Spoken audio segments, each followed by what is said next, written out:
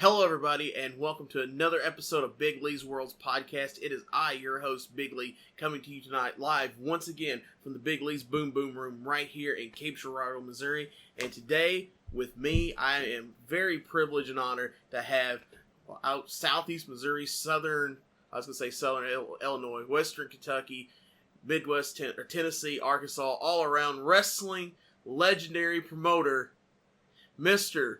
Jeff ODell. How are you doing today, sir? First of all, before we get started, Big Lee, I want to say hashtag Pinnacle. The band is back together, baby. I was going to say, this is a podcast, so they can't see you doing it. I did the symbol. I did the hand sign, guys, just so everybody's able to follow along. It's not visual. You can't see it, but it's happening. I'm doing the Pinnacle symbol right in the chair. Live in Big Lee's Boom Boom Room. In the undisclosed location of Cape Girardeau, Missouri. Unless you followed the Facebook page, and I'm sure it literally, like the tag on it, literally shows you the exact address of where it's at, but that's neither here nor there. So we'll get into the Pinnacle here shortly. You want to go ahead and plug where you can buy the brand new Pinnacle shirt? I don't know. Farmer Billy Hills is taking care of that. Right. If you go to Farmer Billy Hills' Facebook page, he has a link up there to where you can buy the brand new Pinnacle t-shirt. So how you been during this crazy world? I've been good. In my day job, I'm one of those fortunate people who the industry in which I work is considered an essential service. So we didn't miss a beat. I get to keep going to work every day. And I say that seriously. I get to keep going to work every day because some people don't have that luxury. Some people lost their jobs, and which... Losing your job is great if you're able to get an extra $600 a week from the federal government, but not everybody could do that. Some people just lost their jobs and lost their income entirely. So did they decide they're going to keep doing that, or is it still ending at the end of July? It is still ending at the end of July. There is discussions. I follow the news a lot, especially when it comes to money. There's discussions between the Republicans and the Democrats. The Democrats absolutely want to keep throwing $600 a week at people. The Republicans say that's eliminating the incentive for going back to work, which is true. I know my employer is having trouble filling positions because it's a lot more lucrative to stay home right now than it is to work for, I don't know what starting wages is. Most places $12 an hour or something like that. So there's discussion about reducing the amount from $600 to $450, or eliminating it completely, or instead of giving you money for staying at home, they will. I saw this morning. They will instead give you perhaps $1,200 to return to work. So if you go to work after your first week, you get like an extra $1,200. So interesting. I was going to say, whatever came about with that second stimulus check, that's still being discussed as well. I did enjoy that, even though, like I said, I was able to remain employed. It was nice for our Uncle Donald to send out that $1,200 stimulus check to everybody. I took that, put it straight into the even though it was account. our money to begin with. Well, it's a tax. It's a refundable tax credit. Technically, is what it is. Yes, you are correct. Yeah, I mean, it came about the time when the wheel blew out on my car. So Good timing. Yeah, so the whip got some new shoes and I guess technically a new foot on one of them. Which, let me give you all a life advice. If you need to find a replacement wheel on a Saturday, it's not the easiest thing in the world to do. Like, there's no joke to that. Like, literally, like I'm up on a Saturday morning driving, or I started out calling to find a junkyard. It was open to find a wheel for a Chevy Cruze. And literally, like, I talked to a used car dealer who just so happened to have one, and he was willing to sell me the wheel off of it. Wow. So, yeah, that ended up being... First of all, didn't even know you could blow a hole in a wheel. I've never seen that before either, until your Facebook picture. Yeah. I don't know how you did that. And that's the crazy thing, there's like nothing in the road, anything like that. Like, I remember like looking back in the road, like trying to see if there was something, and there was nothing. It was just a tire. Did you retain that? Do you still have that wheel? No, I do not. I was going to say you might have a lawsuit there that could be a defect. You could call one of these shyster attorneys from the TV and get yourself a nice fat settlement. Man, only if we knew one of those ones that were still in the wrestling business. So I guess the first big question going into this now I have for you is, you said you was considered an essential employee. What kind of documentation did you get? What kind of documentation? So I also, being an essential worker, quote unquote, or the shoot job, was considered a essential worker. We had to have a letter from the head of the president of the company saying that if we got stopped while driving, because you remember when this all started, like they were telling people you couldn't travel unless you're going to work. Now, that didn't happen in the county. So that didn't happen for y'all? No, not in the county. Now, this show originates from Cape Girardeau County. I live in Cape Girardeau County as well, so that was not an issue at any point for me. Now, I do know that we had some employees that lived in Illinois that came over. Actually, I think that guy had already moved from Illinois to Missouri, so it wasn't a problem at that point. But we had some folks from Perry County, and apparently Perry County implemented a shelter-in-place order, and there was some concern there. Well, what if I get stopped on the way to work? Just tell them where you work and come on in. We didn't really produce any letters that people had to carry. It wasn't like the Gestapo, stop, we must see your papers. Yeah, for us, because with the shoot job, whether you're having to do business all the way up inside St. Louis versus down past Steele and all around, when this happened, they sent us out a letter, and it was really weird because we got it on a late Friday, early Saturday, so I had to go. I'm 34 or 33. I'll be 34 in December, so I don't own a printer. So I had to then go into the office and print out this document to carry with me. Is that an age thing? Beyond a certain or under a certain age, you don't have a printer anymore? Yeah. I did not know that. Yeah, I think I'm not far from that age limit because my supervisor, he's a couple years older than me, and he has a printer at his house. But I don't. I used to, and then I realized it just took up space because I never printed off of it. And whenever I needed to, it set so long the ink had hardened inside of it, and it wouldn't work. I have a printer. I think the only time I use it is during tax season to print out hard copies of my taxes to retain. But aside from that, I almost never use it unless there's a form I have to print out and send somewhere. Yeah, see, I just keep the PDF file of the taxes and then just throw it on a drive. The biggest concern I have is when it's time to print something, has my ink cartridge dried out yet? Because it's been so long since I've printed. Exactly, that was me. And the other frustration being, why is it cheaper to buy a new printer than it is to buy ink cartridges? That's a racket that started about 15 years ago. Yeah, you could buy a new printer for $29.88. If you wanted a printer cartridge for that printer, it was $40. Exactly.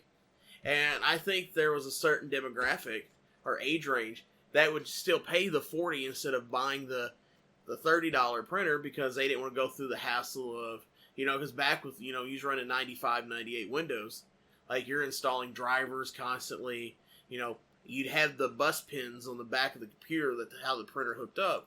So it was a lot of headache versus of unplugging one USB plug now and plugging the other one in. Actually, I think whenever we got to cheap printers, we'd already migrated over to USB, and you were beyond Windows XP because I started seeing that pop up probably 2004,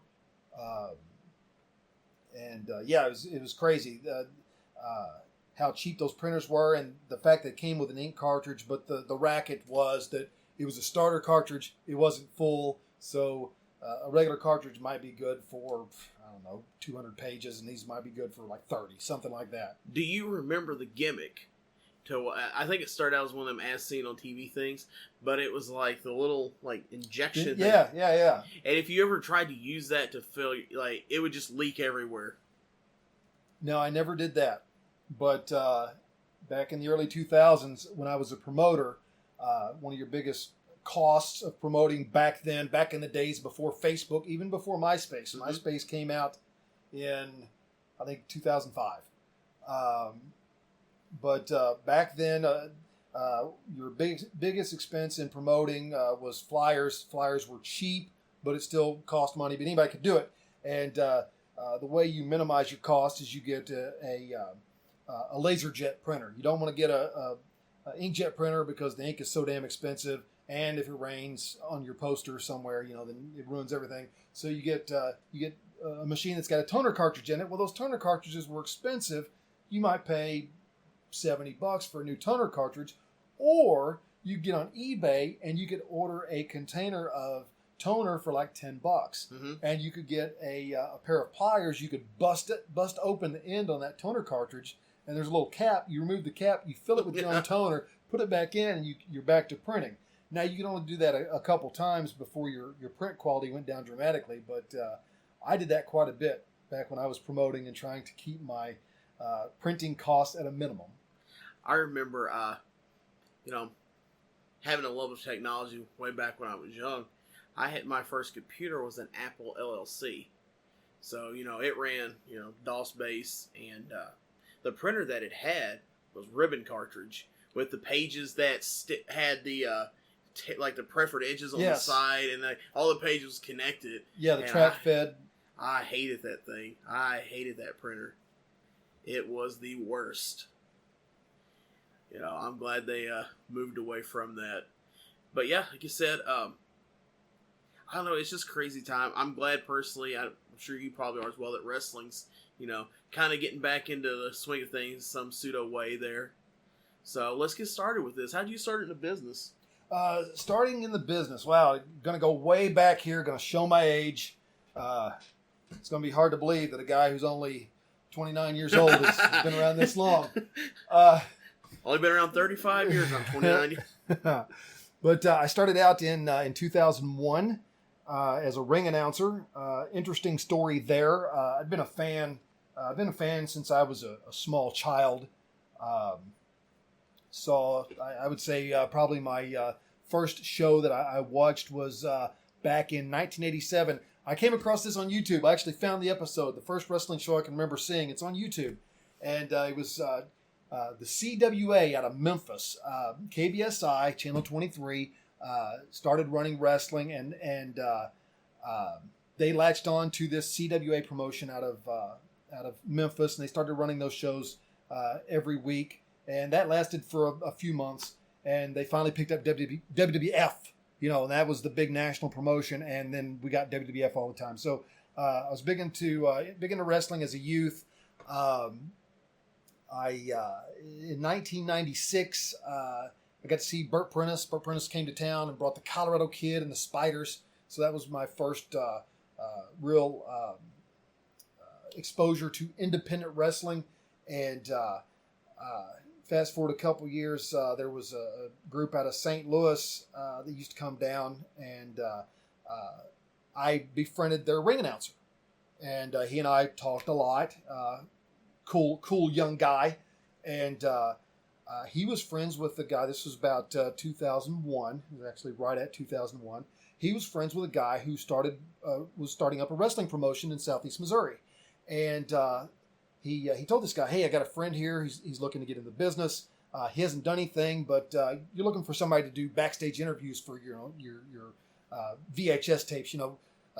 Back then, one way to supplement the wrestling show was you videotape everything, and then you put like little backstage interviews in the videotape. You could only see it if you bought the videotape of the show. So they needed somebody to do backstage interviews, and my friend convinced this promoter to bring me in to do that. So August 2001, I show up in Fredericktown, Missouri at the elementary school gym, and I'm there to do backstage interviews, and their ring announcer didn't show up. So the guy running the sound system says, "You are our Howard Finkel tonight." And my response was, "Huh?" My first night, and you're going to put me out there in front of the people. And it was an interesting night. The trendsetter John Michael was on that card. Chris O'Neill. I'm trying to remember who all was. I think Psycho was on that card. Some guys that I would work with quite a bit over the years. But I was very nervous. Only flubbed up one introduction. But overall, it was okay. It was my first night, and obviously I was hooked. I was 25 at the time. So this is just a year ago. Yeah, just 10 years ago. Don't do math. Don't do math, kids. I was 25 and very exciting, and I worked with this group. We did Fredericktown, Dexter, Poplar Bluff, Kennett. What's that town in where we did the high school? Charleston. We did the Azalea Fest at Charleston one year. I don't think the Azalea Fest is a real thing. This wrestling show was allegedly in conjunction with the Azalea Fest, and there was no fans there, and I didn't see anybody in the town. So, whenever I think of the Azalea Fest, like I don't think of wrestling. I think that was the issue. Nobody thought of wrestling, and there was a terrible crowd for it. But I was working with that promotion in 2001 and 2002. I made friends with some guys who were connected to the old Memphis Championship Wrestling, which had been a developmental company for WWE. Daniel Bryan had come through there. Russ and Charlie Haas. Charlie Haas had a twin brother, Russ, who passed away when they were wrestling down there, unfortunately. But Lance Cade came through there. Rosie and Jamal, the Island Boys. Rosie went on to be Super Rosie. Jamal went on to be Umaga. So a lot of names came through that area. But Memphis Championship Wrestling, they lost their developmental deal, and the guy shut down completely. He quit running shows, and I was friends with a couple guys who were connected with that group, and they said, hey, Terry Golden, who had owned the promotion, hey, Terry's still got his ring, and he's looking to sell. And here's the figure, X amount of dollars. And we went to a show in Dyersburg, Tennessee. And I had never been to a weekly show before. I'd been to, I say that, I'd been to weekly shows in Missouri that were the same as any other show. There was no set. It was just, they happened to run the same building every week, but there was nothing special. And I went to this weekly show as a fan in Dyersburg, Tennessee, and they had a nice set. They had a lighting rig, they had an entryway, nice sound system, really sweet. Looked like a semi-professional show. And the guys would come out and got a good crowd reaction. I'm like, man, this is really marketable. If I buy this ring, I can work with these guys. I can do this thing. So I said, yeah, let's do that. I went and got the money and bought the ring and the trailer and started LAW, Lethal Attitude Wrestling, in 2002. Did a big show in Poplar Bluff, Missouri. That was one of my first big excursions. Did Memphis, Tennessee on a Friday night in January. That was January 10th, 2003. Did Poplar Bluff at the Black River Coliseum, January 11th, 2003. TNA Wrestling had just taken off, doing the weekly pay-per-views. We had Jeff Jarrett come in. We had Jerry Lawler come in. And between those two shows, I lost my shirt. Was it Kevin Nash on that show too? Kevin Nash came in and signed autographs in Poplar Bluff. Yes. But Luna Vachon and Gangrel were there. Two of the coolest people you ever meet in wrestling. I was very sad when Luna passed away. Just a class act, both those folks. But, let's deep dive into this Poplar Bluff show. Okay. So, I can tell you, I remember when this show happened. I was a high school kid. I remember hearing about it. And that was about the extent of it. Being, 40 minutes from Poplar Bluff, growing up in Gideon. I saw the flyer, and I don't remember if it was necessarily the ticket price, or if it was just something that was just you know what?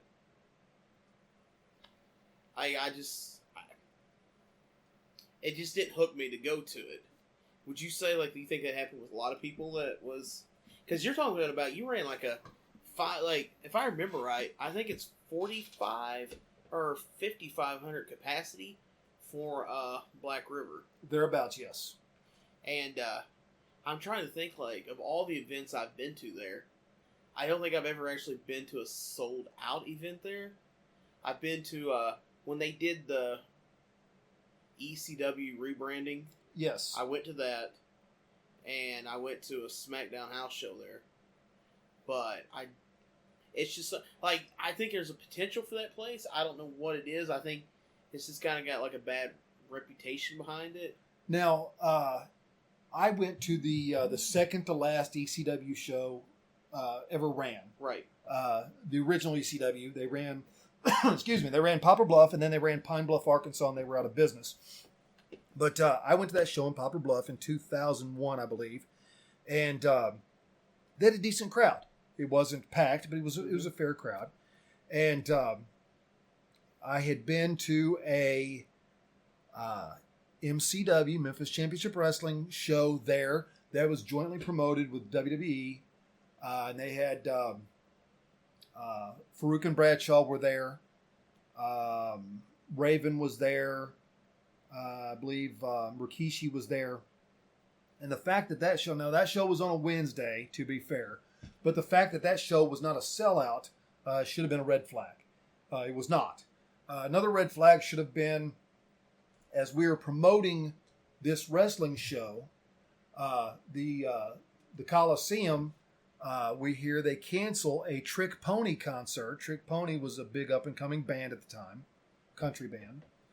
I was going to say, I have no idea who that is. They canceled the Trick Pony concert due to poor ticket sales. So that should have been another red flag, and it was not. And, we sold, I believe, total ticket sales were like 647. Ooh. Gate was 16,445, if I'm recalling correctly. That's some specific numbers to be recalling. Right. I think I'm recalling correctly.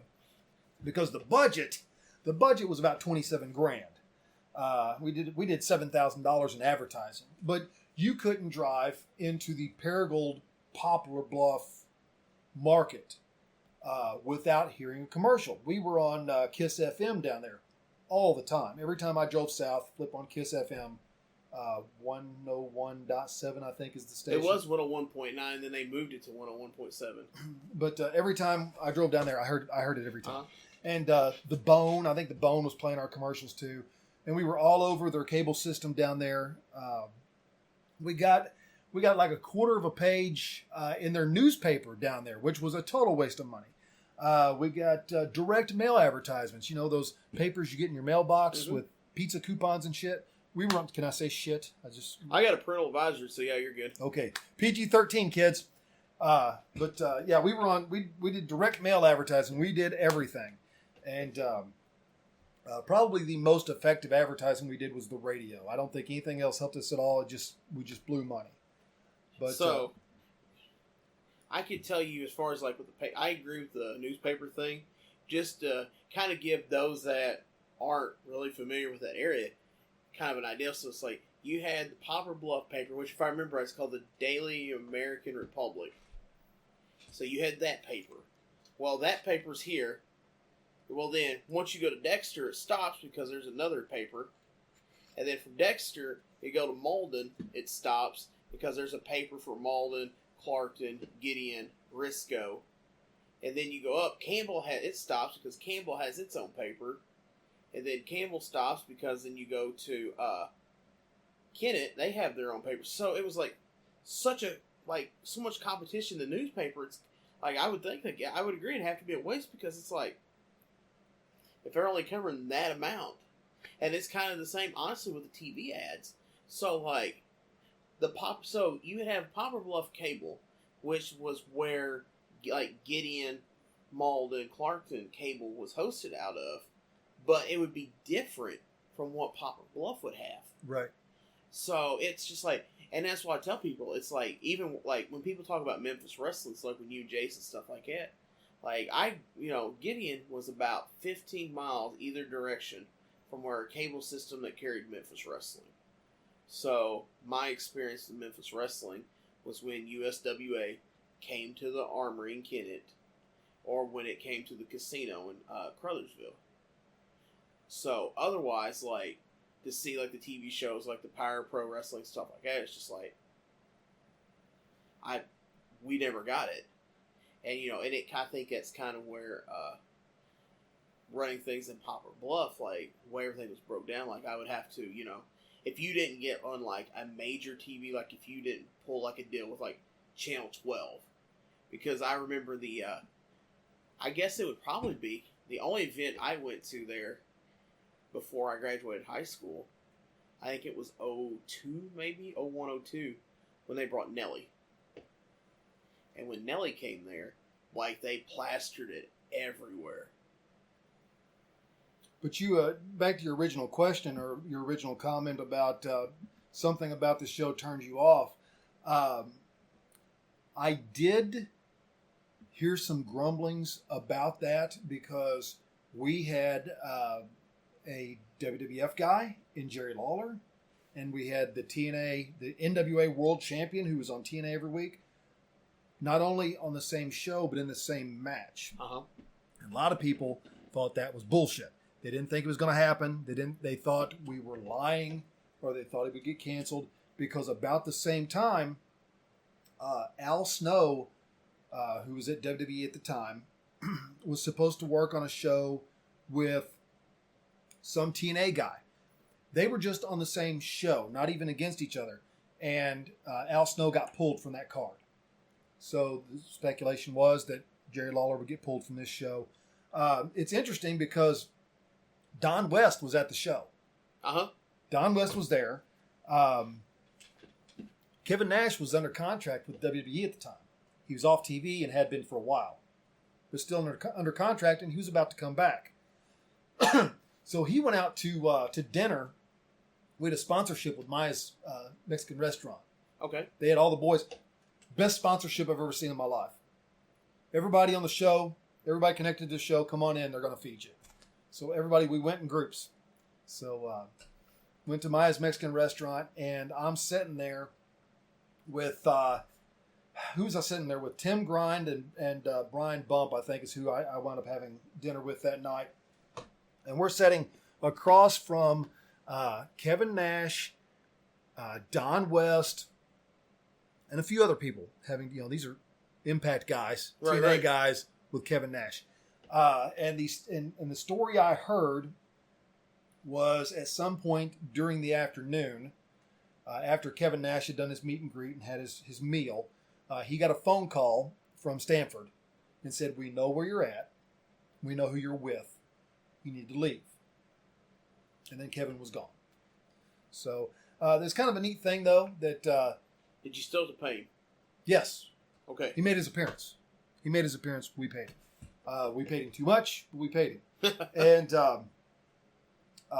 it's still kind of neat if you think about it, because in 2003, and probably all the way up until when Impact and WWE had the swap with Ric Flair and Christian, I don't think I know in 2003, and probably no time after that, was a WWE guy and a WWF guy and a TNA guy on the same show. Certainly not against each other. And there would be no working relationship at all between the companies until several years later when Impact would let Flair come to WWE and WWE would let Christian go to Impact. There's a lot of animosity between those two companies. So I see that as kind of a feather in my cap, albeit very expensive feather in my cap. So the match did happen. The match happened. Derek King tagged up with Jerry Lawler against Jeff Jarrett and Ron Killings. And Derek King and Jerry Lawler won. So, is there footage of this match, of the show? I have it somewhere. Yes. I actually took that video, and a few years later, when I had a TV show on KAIT, Channel 8 in Jonesboro, Arkansas, I actually put that match on TV in the 1 a.m. time slot on a Friday night. Did you get a cease and desist from that? I did not. I own the rights to the video. Okay, I didn't know. I know now with certain media platforms, if you put something out there and they don't necessarily like it, they can send a cease and desist to have it pulled. Well, it only ran one time. Okay. So, but getting back to my career, I after these two big events, I started doing shows in Southeast Missouri and Northeast Arkansas.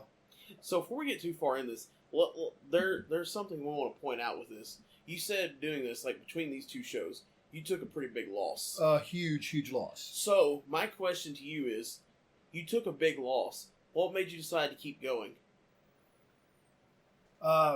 Because I believed that these losses could be a springboard into success. Okay. I thought that, okay, we've gotten the name out there. We can do something with this. I was never able to get traction. So this was January 2003. By September 2003, I was so disgusted and broke. I pretty well decided I was going to quit running shows. And then Derek King approached me about taking over Dyersburg, Tennessee. They had a weekly show over there, and he knew a guy who knew the guy who owned the building.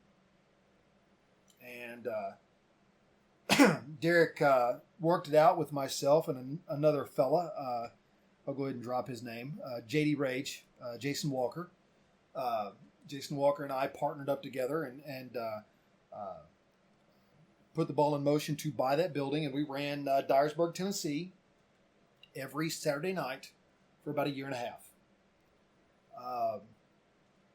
And I'll tell you what, you do a weekly show that doesn't make money, and a big chunk of the time I was there, it did not make money. It really beats the love out of the business, the love for the business out of you. So I had some problems with my booker, and I got to where I really hated the business. And here's an interesting story, because this explains the origin of a good friendship I had in the business. This was about mid 2004. I'm not having fun in Dyersburg, and my booker has me convinced that if it wasn't for him, I wouldn't have a show. None of these guys would come work for me. And the bug gets put in my ear to do something in Arkansas. Hey, come across the river, come across the border, do something in Arkansas. And I got somebody that's willing to help me over there. And okay, now I got to get a crew together. I can get a building now. I got to get a crew. And a guy who's willing to help me is Psycho. Okay. Because Psycho lives in Kennett, and Exactly. and Rector is 30 minutes from his house. Rest in peace, Psycho. Less depending on how you drive. So, and Psycho did not get along with my booker at the time, and so he was all about doing something else somewhere else. And we started doing Rector, and first few shows we did, it drew, and it was interesting. Psycho was the first guy in the business that I ever had heat with, and he was on this show in Poplar Bluff. I didn't want him on there. My partner at the time wanted him, so that's how I got on the spot on the show. He wrestled Moondog. Moondog beat him in Poplar Bluff, but in front of a good crowd. Pretty good match for what it was. I started running these shows in Arkansas, and Psycho helped sell tickets. Helped promote the show, came and worked the show, and that would be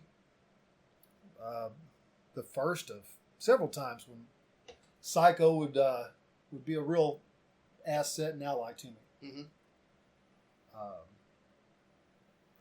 Let's see, I'd start doing some monthly shows there in Arkansas, and then we had something shut down all of the armories. Something in 2005 and 2006 had the armories shut down for like 6 months, so I couldn't do any shows. But then the armories finally opened back up, and I'd completely left Tennessee, and I was only doing Arkansas. And I started doing monthly shows again in Arkansas in early 2006. And I got the idea. I wanted to try to do a weekly show in Rector, inexpensive town.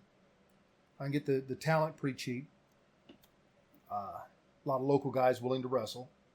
So I bought a building. in Rector, Arkansas. Terrible investment. Ran that show for about a year and a half until the state shut me down because they said the building was not suitable for a place of assembly. It took them a year and a half to figure that out. Well, it is Arkansas. But after that, after I got shut down in Rector, 2008, I pretty well quit the business. Quit completely. Fast forward a few years later, I dated somebody for like 5 years, and we split up, and I got to where I didn't like being at home, being alone at home with my thoughts. Didn't like that. So 2012, I reached out to, oh man, I can see his face. I know him. We're friends. That one guy. That Mark Justice. There we go. I was Riot Squad. Who the hell's Riot Squad? Mark Justice. Reached out to Mark Justice. Said, hey, I'm looking to do something. Could you use me? He said, yeah, come on down.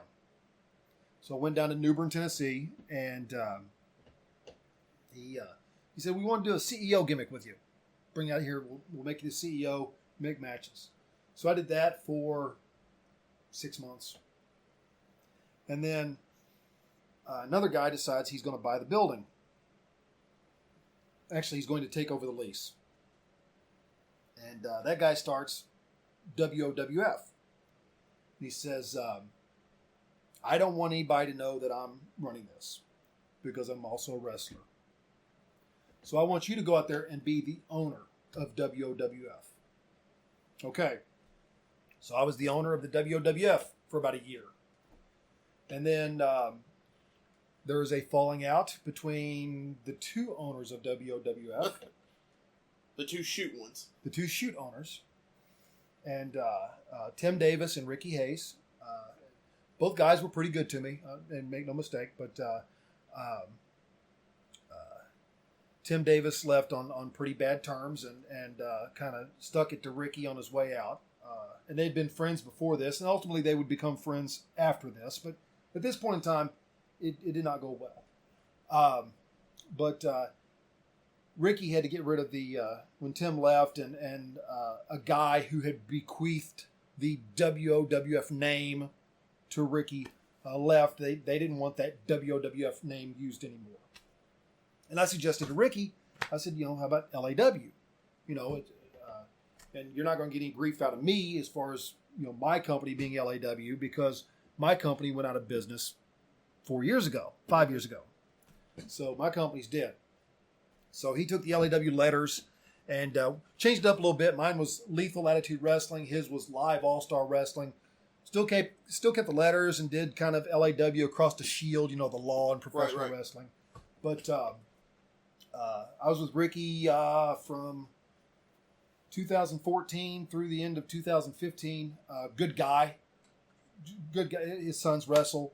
And that's really what had Ricky doing the wrestling show. Was it gave him something to do with his kids. Right.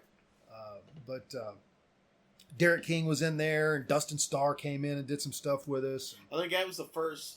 Well, apparently it's probably not the first, because we'll touch that in a second.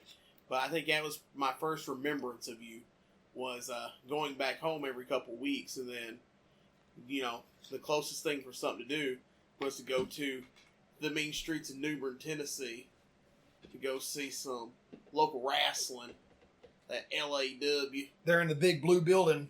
Yeah, the big blue building. So, besides the time of the WOWF, was that the only time you'd stepped away from the LAW brand? Mark Justice's company was FTW. Okay. So I was LAW, then I was FTW, and then I was WOWF, and then I was LAW again. And then when Ricky Hayes shut down in September 2015, a new group popped up, EIW, and I wasn't interested in working with those guys. But then there was a website down in the Memphis area, Wrestling News Center was doing their end-of-year awards. And they had an end-of-year award for Wrestling Manager. And my name had been nominated. And I'm like, well, son of a bitch, I've never been nominated for this thing. I'd kind of like to put a good showing in, but nobody's going to fucking vote for me if they haven't seen me in 3 months. Right. So I reach out to the guys at EIW, hey, and I told them point blank, I wasn't really interested in coming in, but I'm up for this, I'm a candidate, a nominee for this award. I like to have a shot at it, so I'd like to come in and work to get my name out there and get a chance for some votes. I lost to Dustin Starr's wife. So I wonder why. I got 2 good reasons why. But yeah, I worked with EIW for a little bit. Funny story, and I found out the details. I found out these details just a couple months ago, talking to Jason Wells of all people. I was at EIW, and I was managing 2 guys. We're bad guys. Because that's how we roll. Right. Bad guys. Jeff ODell Enterprises down there. Right, but I still never got one of those I'm a Jeff ODell guy t-shirt. I think you'd have to talk to Cheeseburger for that. Addison Kane, I think he was setting that up. But I was managing 2 guys down there. Heels were the 2 top. I got the 2 top heels, 2 top bad guys, and one of my top bad guys goes out at the top of the show with the promoter to address the crowd, to plug a benefit show. He's out there glad handing with the fans. Okay, we're bad guys. You're out there baby facing. Okay. Don't do that. Okay. A little later on, same night, my other guy, who, now granted, he had just lost a tag team partner, a guy he had tagged up with for a while, a couple years before he passed away suddenly. But he goes out and cuts a babyface promo. And I got hot. So I'm like, I'm managing the 2 top heels here. Both these guys have gone out and cut babyface promos. What the hell am I doing here? Right. Those were my words. And I went up to, I think Tim Davis, Mike Dial, and Ricky Hayes were all there. And I walked up. I said, both my guys just cut effing babyface promos and we're heels. What the hell am I doing here? I took my shit and I left. And oddly enough, like the next week, Jason the Brain was down there, and I think Brandon Barbwire was down there, and got the story, found out what had happened. And then a couple weeks later, Jason messages me, hey, what's up? What are you doing? You still working for EIW? No, he knew the answer. But that's how I remember him telling me the story, and I was just kind of laughing because I think the last thing I remember, it may have been one other show after that I remember, as I don't think I was there the night that it happened. Because I think my last memory was, I remember the radio, Brandon Baxter, coming in for like an 8-man tag there. Yes, and I was in that match. I was going to say, I don't remember if he put your head in my boot, but he put somebody's head in my boot, like for me to kick them sitting on the front row. And I just remember laughing the entire time. Okay. But, because I remember him, because when I had talked to Ken and Jason about doing, with starting CCW, I'd mentioned about you, and I was like, of course, Jason knows everybody down there, and I remember telling him I was like, you ever seen this guy? Like, this is great. I love this. And I was going, so he's like, well, yeah, that's what he's done. He's, going back and forth, and then that's, it wasn't long after that he told me the thing about what had happened down in Newbern. Because the things that I think, I can't talk tonight. The things that I think about when I go to Newbern, like being there, and like I said earlier, not being connected to Memphis wrestling, being out of the range of it. So I remember one night being there, and I think one of those 2 guys that you'd mentioned, Tim or Ricky, had just came back or something, or one of the two came back, and the crowd popped. And I remember going there with my buddy, and he tried to explain it to me, and I'm like, I don't know who either one of these people are. Why these crowds just pop that they come out here? And then it really seemed like at that time, that's when they started to play off of the success of that Wrestling with Death show. Okay. And I think at that time had not seen the show. So whenever, I remember, I think one as it was, they brought in the mama. Yes. And the mama turned heel. Yes. She did that the night of the 8-man tag. Okay. Because as Derek's shaving my head, she came out and confronted him. And I think Harry came out and attacked Derek. Okay. Harry Clapp attacked Derek at the end of that. Because I remember it was almost like a riot was going to break out that night. And they were just telling everybody, if you're not part of the show, you got to leave, you got to leave, you got to leave.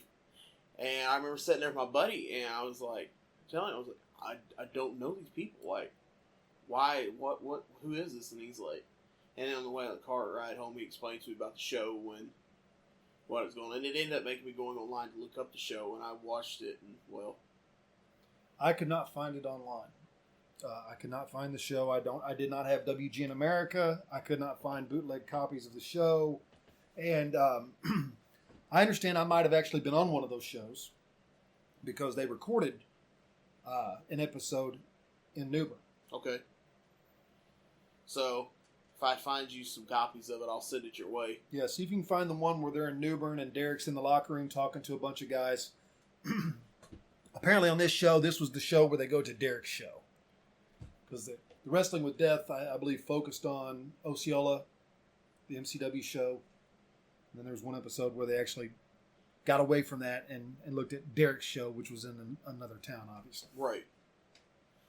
So, like you said, from there, you make it to your current company that you've been working with for 4 years, CCW Cape Championship Wrestling.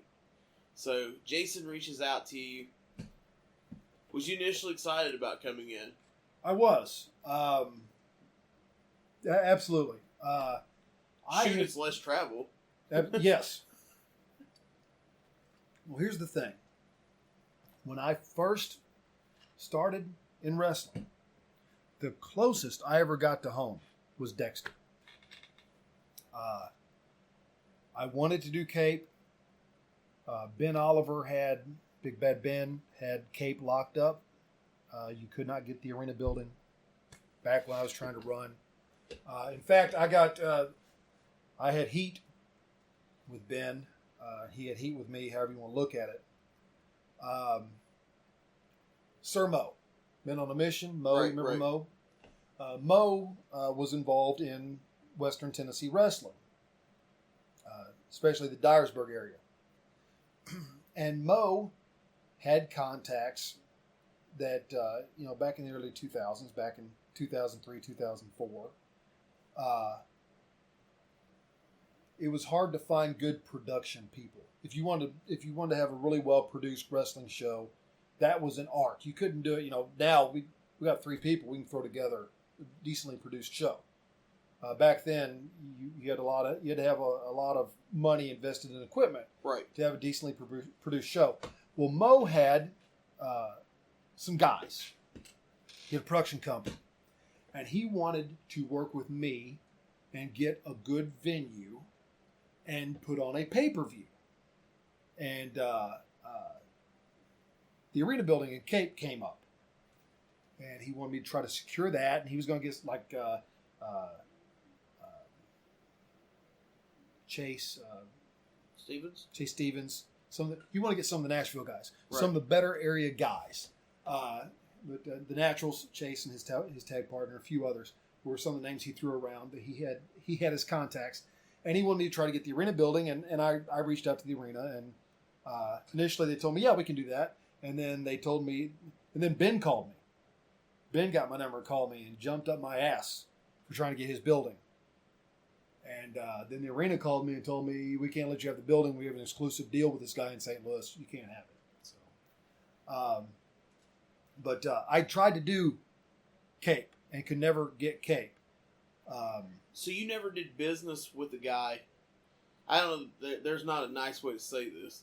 So you never did business with the guy that went to jail for kiddie porn, that ran the arena building in like 08, 09? The girl I was dating for a while worked for him as a referee. Okay. I did nothing with him.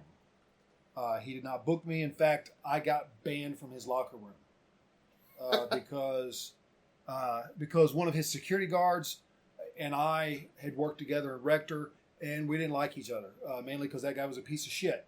And he's dead now, and you're not supposed to speak ill of the dead, but he's a real piece of shit.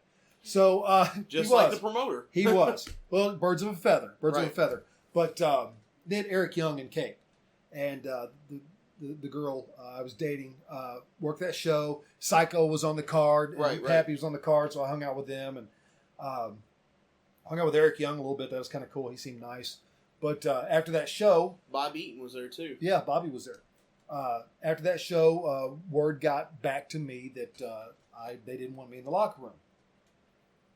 Okay, well, I just won't go then. I know why they didn't want me in the locker room. One guy didn't like me. So he didn't run another show again, so it didn't matter.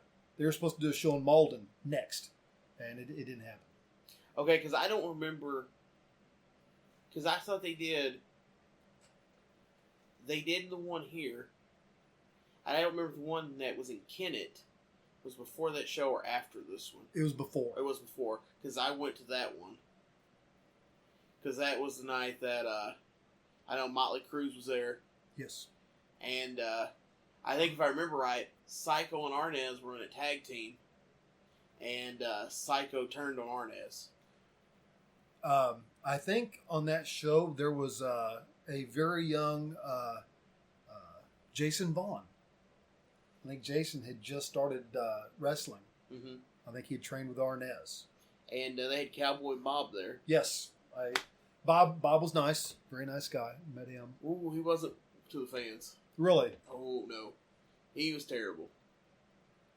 Huh. Yeah. That was kind of one of the big complaints in the little section we were sitting in. It was like, we went up to talk to him, and he's kind of, yeah. Interesting. Yeah. Well, he's nice to the boys. But, so I was kind of wondering about that. And before we get too much into CCW, there's kind of a section that you skipped over in this story, and I wanted to hit on, because I actually wanted to bust your balls about it a little bit, because I have an idea. Okay. We didn't talk about Malden. Yeah. So, I was just down there the other day driving through, and so Malden had one of the best wrestling venues of all time. Ryan's Roller Rink. Ryan's Roller Rink in good old Malden, Missouri. Well, you know that building's back up for rent now. That building is a turd. Well, I would hope it done better because they took the roller rink out. They put that computer office place in there for a while, and then they moved it out by the airport base. So that building's empty. So, you want to run a wrestling show in Malden? No. I spent several Saturday nights in that building. I worked with Dale Isaacs, who I don't know if he's even still alive anymore, but he ran a wrestling show and he really shouldn't have. One of those guys, he ran a show, his son was a wrestler. Yeah. We'll put that in quotes, his son was a wrestler. Oddly enough, always had a championship.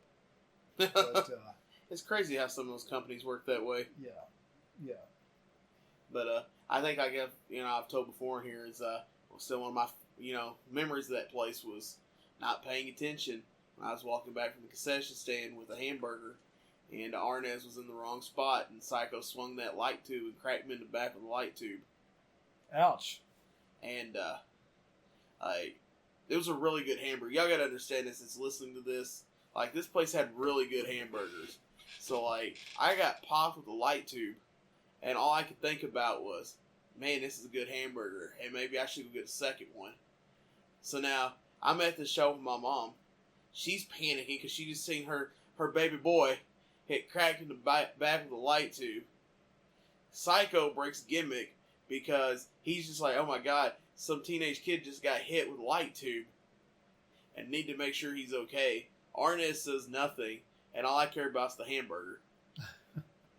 So, if whoever's listening to this and you know who made the hamburgers at the Ryan's Roller Rink, put them in contact with me because I'd really love one of their hamburgers. Now, whenabouts was this? Do you remember? Oh God, this had to be maybe 0102. Okay, that's about the time I was down there. Because Isaac's went out of business at the end of June 02 because the commission raised the permit fee from $25 to $125, I believe. Because I know this happened after they had ran the outdoor show downtown. You remember when they did? I do not. Because I think that's when they brought in the Colorado Kid. Okay, that was before my time. Okay. Because where the clothing store burned down over downtown Malden, they had an empty lot there. And they brought in the Colorado Kid. And I remember that, and I remember the fact like they were selling the pay your $2, and during this match, if whoever the bad guy was walked by your section, you could hit him with your belt. So almost a good idea. Right. So oddly enough, not enough people I felt like would have, done it. Like I felt like if that was offered today, I would take a part in that. I feel like they'd probably look at me and say, "No, sir, not you. No." That actually happened. I was kind of talking about somebody before the show, or before we started recording. The Insane Clown Posse, when they run their JCW, they were doing Christmas time shows. And one of the things they would do a VIP for charity where you pay a flat fee and you would get to go backstage, meet everybody. Well, one year they did it and you got to be a lumberjack in the main event.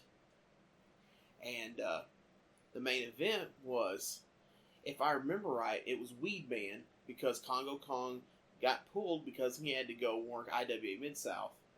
So they would put Weed Man in the main event against Rough Crossing.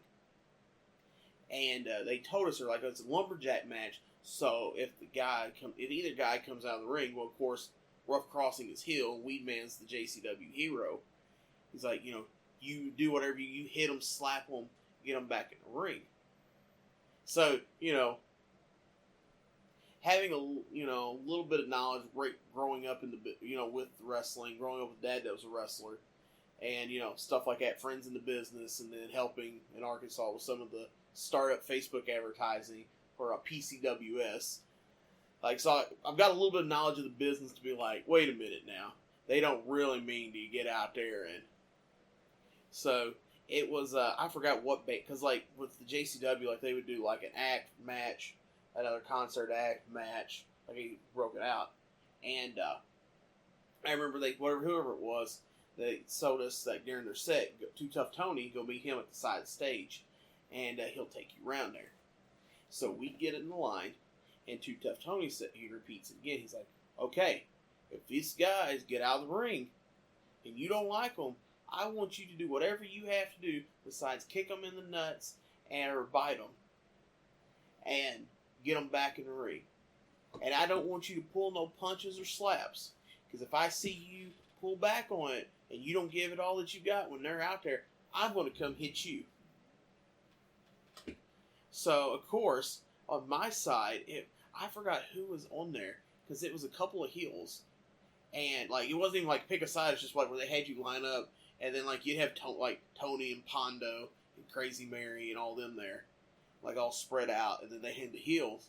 Well, I was like, okay, so Rough Crossing is thrown out of the ring, and I'm thinking what Tony said, and I just haul off an open hand, pop him in the chest, and I'm thinking, great, this is going to come out poorly. And then you hear Tony on the other side of the ring over there, and you hear him, hit him again! Hit him again!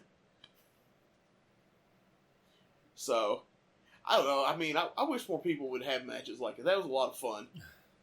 It's dangerous. You got a lot of liability there. Yeah, I mean, it was JCW. Not always the most about safety. What? You mean a group called the Insane Clown Posse didn't make safety their utmost priority? Well, not then, but in 2020, they're going to turn. They're turning into. They're going to clean up the music industry. They've already put the hit out for the dude from Blood on the Dance Floor, Yep. and the Insane Clown Police, apparently. That's right? what they are, or insane. Maybe the ICV, the Insane Clown Vigilantes. There you go. So, did I ever tell you we tried to get them here? No. Yeah. So, actually twice. Once a couple years ago, and it got up to the higher-ups of Psychopathic, and they never responded back. And then, for the 2020 Super Show, it was talks of trying to get them here, because the night before they were supposed to play St. Louis was the Super Show. It was going to be the Super Show. And that was kind of when they were really starting to get back into doing the wrestling, because they had just did a AIW in Ohio. Okay. And they had a huge pop for it, so. But it was kind of one of those things that never came to fruition, dealing with their management as far as hey, we know what you want for a concert. Which I'm not going to tell on here, but surprisingly, it's really cheap. Really? Yes. But like Jeff Hardy cheap? I would say slightly more than what Jeff Hardy originally asked for, but not by much. Okay. But not as cheap as what Jeff Hardy should have came for. But that's another story for another day. So anyway, back to CCW. So Jason reaches out to you, gets you to come in. So let's talk about your beginning here. We're going to talk about how things become full circle. Yeah. Let's talk about the creation of what.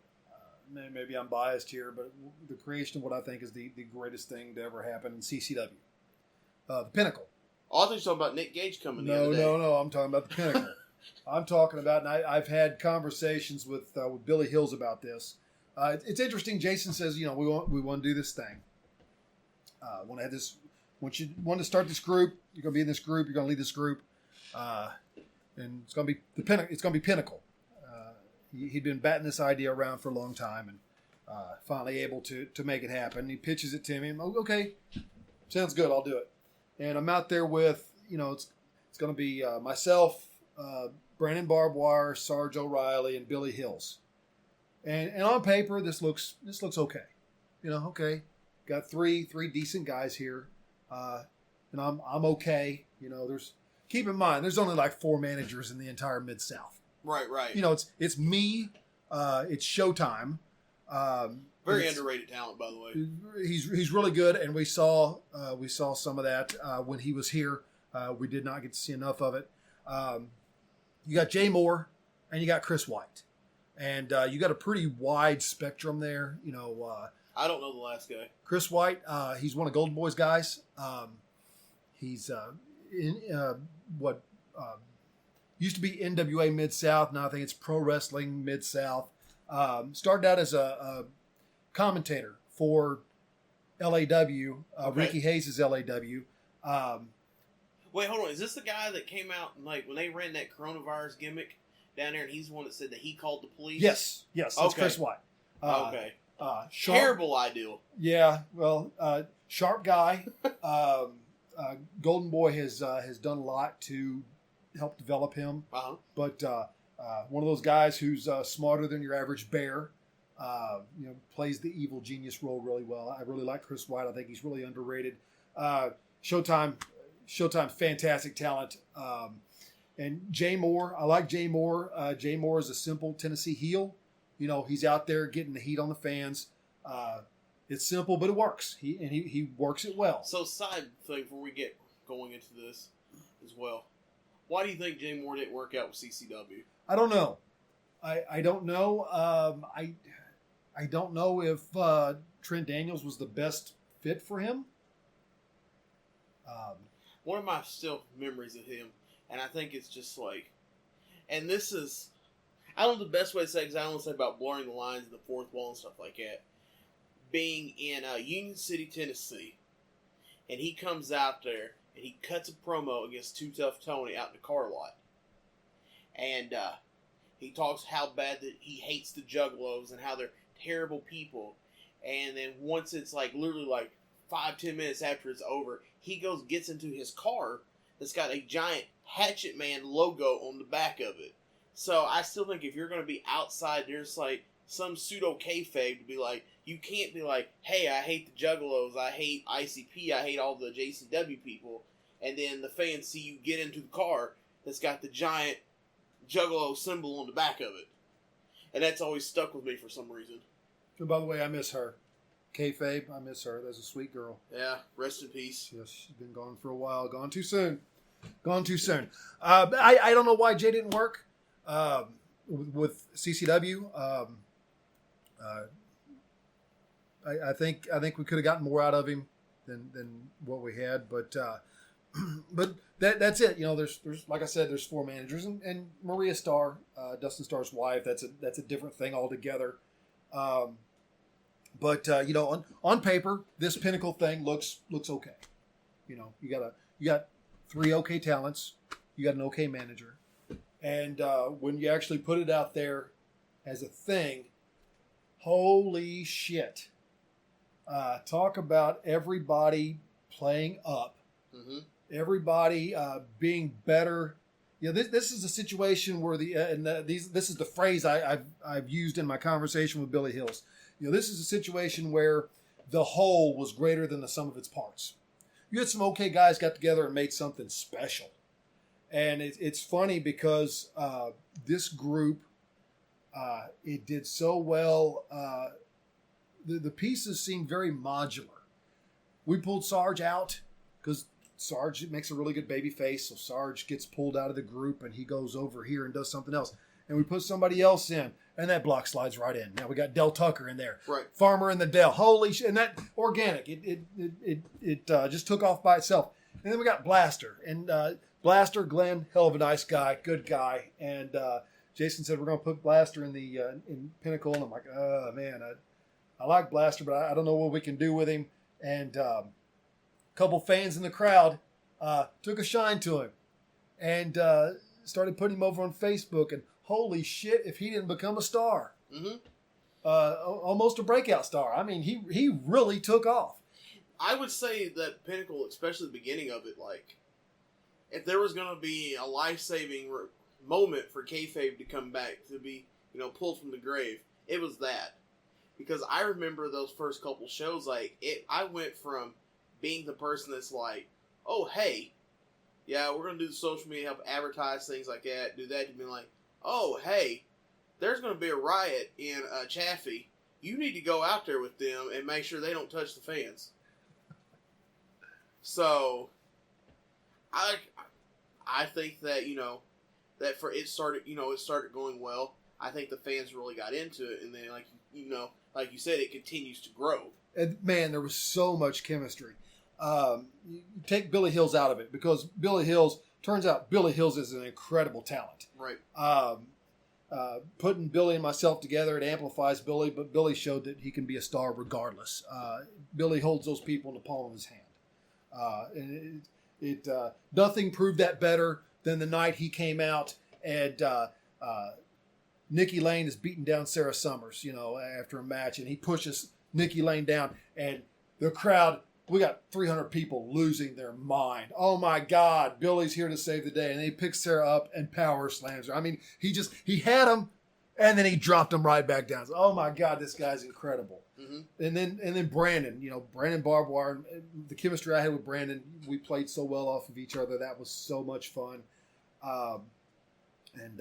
You know, Blaster would, every now and then Blaster would show you flashes of genius. I remember one night when Blaster started to turn babyface, and he's walking around slapping the hands of the fans at ringside. And I grab him. I grab his. He's wearing this some kind of a protector. Right. And I grab it, quit touching the people. And I grab it and he starts dragging me and I got slick shoes on. So he starts dragging me. I'm like, oh, I hope this son of a bitch doesn't stop. And he didn't. He dragged me all the way around. This is gold. This is gold. Oh my God. And and then of course Del Tucker and Billy Hills. That was those guys had such good chemistry. And just Del's the name, such an underrated talent. He is. Del's such an underrated talent. Motorcycles suck. Two motorcycles in a month. That's why Del Tucker's not wrestling anymore. I think he's back. Is he? I haven't seen him in a while. I think he's down at TIWF down in Trenton. If he is, he's not on their posters because their posters show up in my feed, and I haven't seen him on there. But even throwing in Damone, we needed a guy from time to time when if Dell couldn't be there. In some of the smaller shows, we needed an extra guy in there, and Damone just kind of got thrown in there, and he fit really well because the guy looks like he's carved out of the side of a mountain. Look at the guy, good talent, and a guy that can use a manager. He doesn't really cut promos.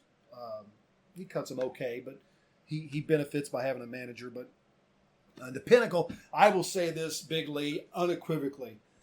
The Pinnacle is the most fun I've had in my career. From 2016 through 2018, hands down, far and away the most fun. The only thing that came close is when I worked for Ricky Hayes and the LAW down there in Tennessee. Those guys were really good to me, and I had a lot of fun down there. But, man, the Pinnacle stuff, it was so easy. And you walk out, we had so much heat. It's something when I get in the ring and I put the mic to my mouth and I start to speak and the boos drown me out and you can't hear what I'm saying. I'm like, I got a point I'm trying to make. Well, there he is. How about that? I've got a point I'm trying to make. Big Lee just confirmed Del Tucker is wrestling for the TIWF. Pulled it up on the Facebooks. But the heat was so strong.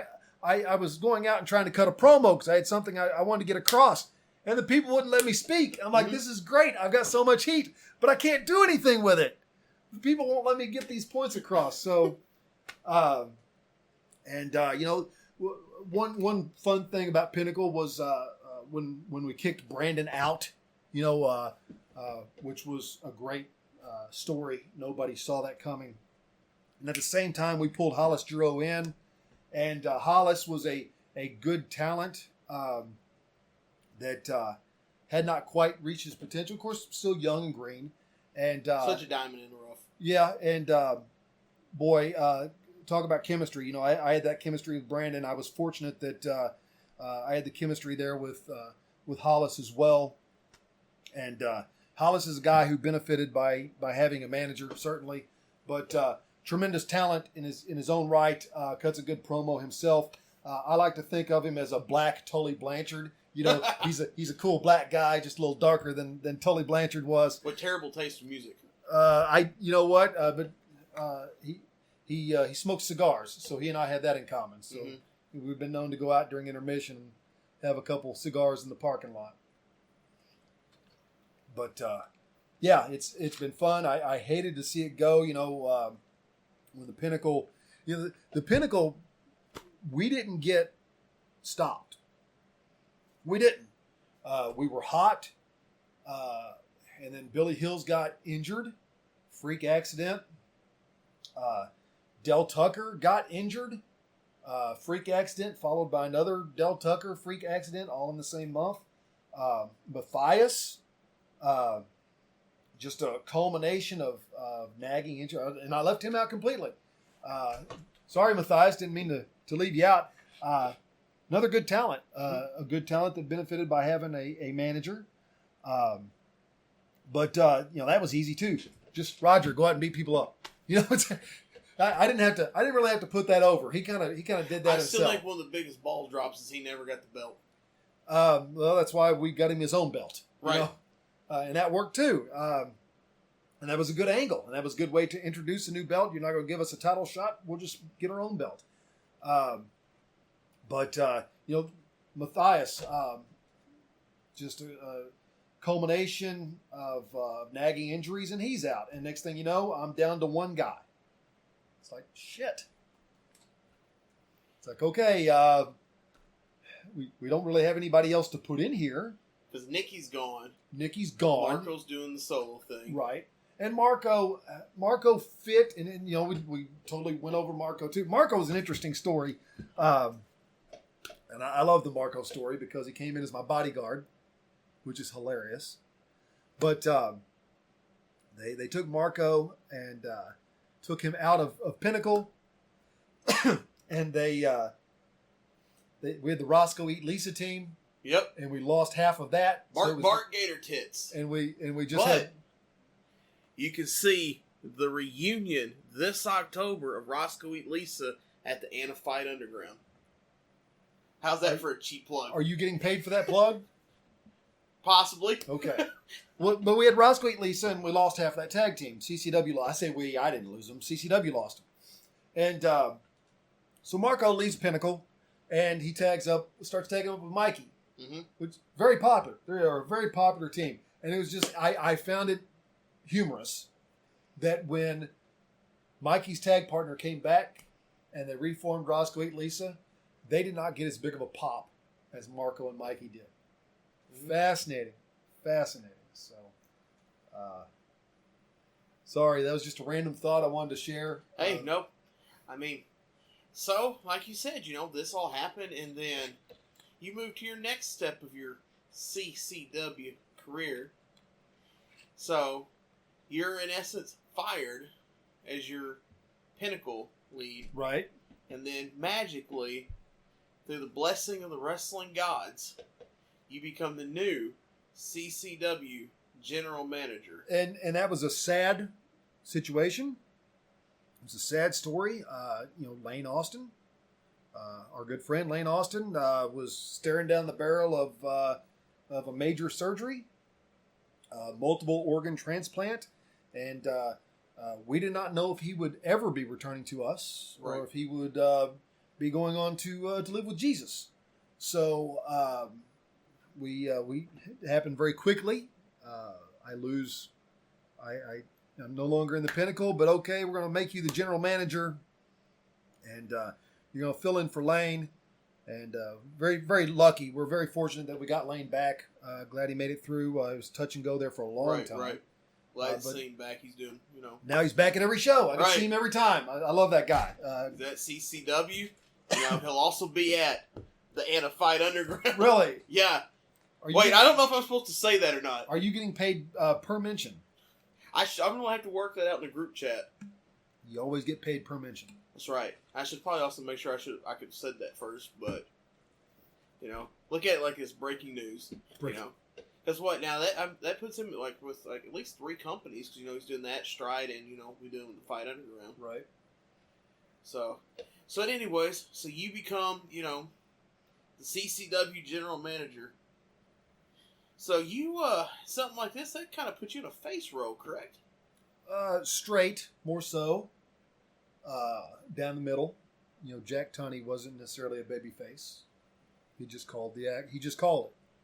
Tried to do the right thing, whether it's popular or not. Sometimes the right thing isn't popular. And oftentimes the popular thing isn't the right thing. So I tried to call it down the middle. As far as edicts and decisions, people cheered me. I do think it was interesting how quickly they cheered me, because they went from hating me to 30 minutes later, yay! So, of course, there's speculation that the Pinnacle wasn't as unpopular as people would like to think. Well, I think it's one of those things. It's like with any of the heel factions, eventually, the fans are just like, well, hey, we get it, so we're gonna have to get behind it. So, although it amazes me, for how the Pinnacle, how well it did, the T-shirts didn't. That is very odd. I just don't know. I think it's one of the markets where outside of just a regular CCW shirt, it was the first. I think it was really the first shirt that, as a company, we got behind to push to sell, and I think people were still kind of like on the end of being like, they kind of still want, like you said, they swap within 30 minutes of cheering and booing the person. Right. So they don't really know if they want to get behind a full-fledged heel faction and spend that $15 for a T-shirt. But oddly enough, Billy Hills personally sold a ton of merchandise. Yes. Yeah. Which, if you listen to Billy Hill's episode of the Big Leagues World podcast back in the archives or at bigleaguesworld.com, you can learn how he got into the merch game and who was his inspiration behind that. I need to go check that out. Spoiler, it was me. Was it you? Yeah.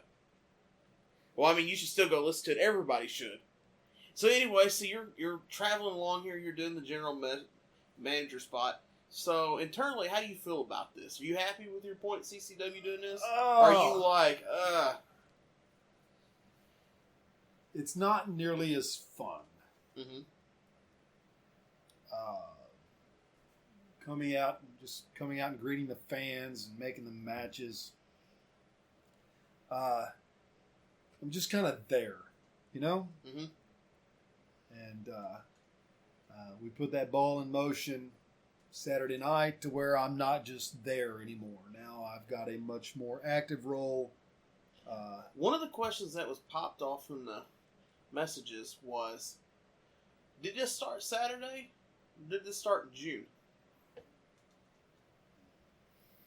This ball has been in motion for a while.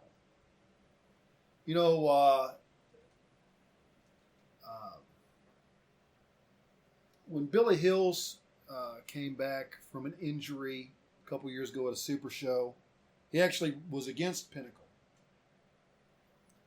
and he was given some assurances by the company, and those didn't pan out. Mm-hmm. Hollis Giroux, whenever he aligned himself with Shannon, he was given some assurances, and those didn't quite pan out. So you got a couple disgruntled guys, and I'm in a role that's not really fun, so I'm a little bit disgruntled. And you got three guys here who all remember better times when we all made a lot more money, and we all know what we had to do to make that money. So here we are. And as I said over the weekend, the band is back together. So, for those of you listening that don't know, go to Fight TV, look up the CCW Super Show 4. If it's your first time using Fight, you can go over to the Big Leagues World Facebook page at facebook.com/BigLeaguesWorld. You can get a $10 off coupon code for your first Fight TV purchase. Go watch the Super Show 4 pay-per-view and see what Jeff's referencing, because let's just say that... you safe to say the Pinnacle's back? Pinnacle's back. Pinnacle's back. Billy Hills, Jeff ODell, and of course, Hollis Giroux. Hollis Giroux, coming up in August, is going up against Sarge O'Reilly for that pure openweight championship. Pinnacle's back, and the Pinnacle is gunning for gold, baby. August 15th at the Arena Building. Tickets go on sale next Friday at capewrestling.com. CCW Inferno. So that's going to be the Pinnacle's first run at the gold. I'm sure Billy will be there in his corner. I'm sure you'll be there as well. Oh, you can bet your bottom dollar on that. So where does that put you as far as like with management? Where does that put you as the general manager? See, isn't it? It's a beautiful world in which we live, because I'm still the general manager. For now. Well, yeah. But I've done nothing to lose my job. Yet. Is it? They've been, hey, ownership has been pretty happy with me for the last 2 years.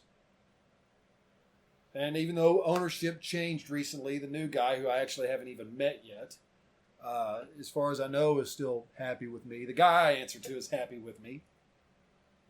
So I have no reason to believe that I won't continue to be general manager. And it's nice wearing two hats, mm-hmm. because it means you get two paychecks. So you think they'll keep you there?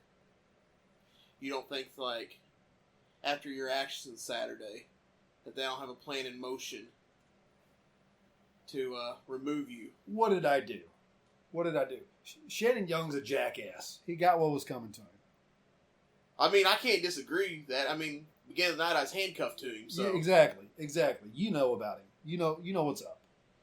But I think that also means that as cringy and as slimy as that guy is, that he's not in the ear of this management team, and it's going to try to work to get you out of there. You know, on the simple grounds of, like, where's your loyalty lie? How can you call something fair and down the middle if your loyalty also lies somewhere else? I think my track record speaks for itself. That they'll probably find someone to, No. It wouldn't surprise me if they don't try to bring back some goofball to take your spot. I don't think Lane. I don't think Lane Austin is interested in a managerial role anymore. Office work. He likes being a referee. He's very. Lane's a very athletic guy. The only reason he took the office position to begin with is because his health was failing at the time. He knew what was lying ahead for him, but now he's back. He's working out. He's reffing, as you mentioned. He's reffing for 2 different promotions. About to be reffing for a 3rd promotion. So Lane's not the kind of guy who's going to sit in an office if he's got an option. So so the last guy. Yeah, I don't think I have anything to worry about with Lane. Besides, Lane and I get along pretty well these days. Mm-hmm. So aside from that, I don't know who they could reach out to. I don't know of anybody in the area that's got office experience. Unless it's you. Are you gunning for my job, Lee? No, I am not gunning for your job because I'm sure I upset and ruffled enough people's feathers that, that being banned from the locker room that happened to you in 08, 09 probably happened to me sooner than later. So, Don't you have it written in your contract, though, a purchase agreement that you're allowed to go to any show? So, I mean, we'll talk about the fourth wall, but yeah, that's definitely written into my agreement. And for those of you that listened to the episode with Dalton Anthony before this one, you heard my thoughts of the transition of management from the old, what it was to what it became, and, may not necessarily went down the way I fully wanted it to, but, yeah, that's kind of written into my contract. They can't kick me out. So, who knows? Did you get a front row seat? Is it a front row seat that you're guaranteed, or is it just in the building? Just in the building. See, that's where you messed up. You should have got a front row seat because they can put you at the top of the bleachers or something. Now, I see the people that go to CCW shows. I don't want to sit by them. Oh, gotcha. I mean, you even see at the last show I didn't have a seat. Magically, somehow I got booked in a match. You had the best seat in the house. You were right there at ringside. Yeah, but I didn't get to see the whole match. I had a little extra weight to carry around. And why is that? Shannon Young, that son of a bitch. That's true. See? I mean, look at how he is. And that's why I think he, with the way he is with management, look how long he got his way. And he wouldn't try to go after your job. So, do you think your team fully got the job done to get rid of him? I think we broke his leg. And then I seen his little Facebook page with the broken mask picture. Yep. So I guess... Which I kind of regret doing that. Why? Because as stupid as that mask is, at least it covered up his ugly face. No, that's fair. I'll give you that one. So, I mean, time will tell. Next endeavor, August 15th at the Arena Building, CCW Inferno. Pinnacle's back. Let's talk about that fourth wall. Let's talk about some stuff.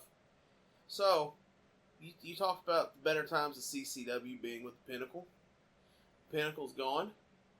New faction rises. You're the GM. I think anybody that had watched those shows or was attending those shows after the Pinnacle and everything, door went down. What do you think happened? Come on, Lee. You don't need me to tell you what happened. You know what happened. Well, I know what happened. So, I mean... I think it's pretty obvious that that the Pinnacle drew money. Mm-hmm. So you think it's safe to say that House 100 didn't deliver? You said that.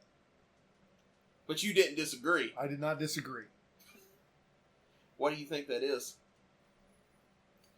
Because I had Hollis on here, and Hollis said that he thought that being part of House 100, like, it just didn't resonate with the fans because it was quote unquote like too dark, too evil. I don't necessarily know if I agree with that because I think my level of what I consider dark and evil is probably off scale of what other people think it is. So I may not be the best judge of that. You wanna break down the fourth wall? We can break down the fourth wall. Let's do it. All right. Kind of like the way the wind sounds outside. And you know this is true, so I'm not telling you anything you don't already know. The Jeff ODell that you see at CCW is the same Jeff ODell that you see on social media. Mm-hmm. It's the same Jeff ODell you see out on the street. I'm the same guy 24/7. It's pretty easy to believe what I tell you because I'm not bullshitting you. I'm that guy all the time. And Billy Hills is the same way. And Brandon Barbwire, he was the same way. And Hollis Giroux was the same way. And Blaster didn't say shit. Which, if you talk to him in the locker room, he's the same way. He's the same way. He said nothing in the locker room. Very quiet. Matthias, same way. Mm-hmm. Some other people, not the same as true. Right. The presence on social media, quite a bit different than the person you saw in the ring. So, I think it's believability. You could believe me. You could believe Pinnacle. You kind of wanted to be Pinnacle. You wanted to throw the hand sign. The fans did. And folks, we should have had a camera in here because I'm putting up the Pinnacle sign right now. But people did. We were bad guys. Right. We were bad guys. And I, you know, there's a certain group of fans that come to a show and they like to cheer the bad guys just because there's something wrong with those people. I don't know what their deal is. Hey, it's me. Okay, but there's people that came and they were putting up the signs for the Pinnacle not because they were fans of bad guys necessarily, just because they were fans of the stars that the Pinnacle was. Right. You know, when you buy a ticket, you want to see something that's larger than life. And Jeff ODell coming out in his multicolored shirts, that's larger than life. Hollis Giroux coming out, sunglasses, vest, smoking a cigar, even though we can't light it because we're indoors. Larger than life. Billy Hills, larger than life. You know, and Matthias, just a big guy that beat the stuffing out of you. And Brandon Barbwire, when he was in Pinnacle, larger than life because he was the heavyweight champ and he Right. was representing the Pinnacle. So, and of course, Marco Stunt, you know, he was larger than life. And you look at another group who was larger than life. Well, Hollis Giroux, he was still larger than life. Justin Smart, good talent, good star power. Durden.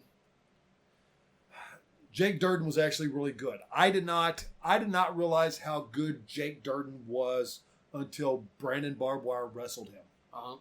And I was ringside for it. And I saw how he was able to work with the crowd. And I'm like, oh, holy shit, this guy's good, and he's going to kill us. I always felt like Jake Durden is almost like a pseudo reincarnation, or what could be a Brody. Yes, very reminiscent of Brody. Similar look, similar mannerisms. I very much got the same vibe. I hate that, after his title run, he never came back. Right. And he was a little more subdued in his title run, wasn't he? He wasn't as wild. I think I would agree with that. And I think that, whether that was, a management call or... But that wild Durden was pretty impressive. Because, like, if you look... So, I don't necessarily know if you follow it or not, but, like, at the time where he was in the Pinnacle, or not the Pinnacle, the House 100, he was, with the champ, he's doing that. You look at that, and then you look at what he was doing at the same time, moving toward, like, a kind of like St. Louis Anarchy, where, him and Greg Jovi are just running roughshod up there. And it's almost started to seem like what was happening at CCW with him was, like, kind of watered down. And the fans that, with the invention of, like, this IWTV and things like that, where people are starting, it's easier for people to see other companies that are a couple hours away from them. They're able to see, okay, well, this is the Jake Durden here, and this is the Jake Durden here. Well, I want to focus on seeing this Jake Durden, because this is what I enjoy watching, and this, I think it's, it's something that we've talked about behind closed doors, where it's along the lines of, you see this, and you enjoy it, but it's not what you like, then it becomes from, I want to go buy a ticket to see this, to, yeah, I'll go buy a ticket as long as I'm not doing anything. And then it continues to fall down the priority list. Right. And, that's one of the things, like, I honestly believe is, like, looking back towards, like, with the Pinnacle, like, you had that, and the tickets, well, as that was starting to, dwindle down, I think that kind of made with, like, a priority of, like, some of the diehards that were going, it wasn't necessarily, what was happening in CCW wasn't resonating with them enough to make them want to continue to go see it. Right. And, I think that's something moving forward, whether you look at investing in a certain, group of talent to come in and start fresh, and it's kind of always the way it is with the Super Show. It's always like, the restart each year of, like, with different storylines, different characters coming in. And, you try to use that to get them, get the crowd back going into it. And then you realize you got to start getting your other stuff back, that what did hit, like, with the Pinnacle. Hopefully down the road we see a Del Tucker come back. We see Roger come back. And, this, of course, the question is, we had a great deal of success with the Pinnacle in the first run. Right. Can we catch lightning in a bottle again? I remember, I'm maybe making a bit of a leap here, but the Four Horsemen, right, of the old NWA and WCW days, when the Four Horsemen was a big deal, and then it went away, and then it came back, and it was a big deal again, and then it went away. And then they came back, and it was a big deal, and they went away. Every time they needed something big, they would bring out the Four Horsemen, dust them off, and they'd ride. And we are going to attempt to do the same thing here. We are going to resurrect the Pinnacle. The stage is set. We have Hollis Giroux. We have Billy Hills. More is to come. How could there not be more to come? Come on. Come on. You know how we roll. Right. Can we do it again? Can we make these people buy into it again? Cape Championship Wrestling, I've alluded to this with you and Jason and Ken in personal private conversations.